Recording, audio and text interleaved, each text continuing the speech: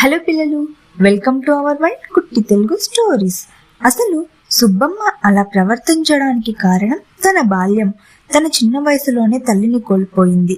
తండ్రి ఒక రైతు, అందువలన ఇంటి బాధ్యతలన్నీ సుబ్బమ్మ మీద పడ్డాయి. తండ్రి అప్పుల పాలయ్యాడు. ఇంట్లో ఎప్పుడు కష్టాలే. సుబ్బమ్మ పరిస్థితిని చూసిన చుట్టుపక్కన వారు తనతో ఇంటి పనులు చేయించుకునేవారు. ఎవరు అడిగేవారు లేరని.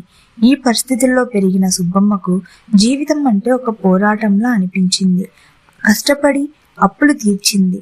తన మౌనంగా ఉంటే తనను అవకాశంగా తీసుకుంటారని తన మనసుని రాయిగా చేసుకొని మాటను కఠినంగా మార్చుకుంది. తనకు దూర బంధువుల నుంచి ఒక పెళ్లి సంబంధం వచ్చింది. అబ్బాయి రామయ్య అనే రైతు. రామయ్య మంచివాడు, మృదువుగా మాట్లాడుతాడు. కానీ సుబ్బమ్మ మాత్రం ఎప్పుడు గట్టిగా మాట్లాడేది. ఆమెకు ఒక భయం ఉండేది. నేను గట్టిగా ఉండకపోతే నన్నెవరు గౌరవించరు అని భావన. ఆ భావనే ఆమెను క్రమంగా గయాలిగా మార్చింది. నా వీడియో నచ్చినట్లయితే లైక్ చేసి నా ఛానల్ని సబ్స్క్రైబ్ చేసుకోవచ్చు కదా ప్లీజ్.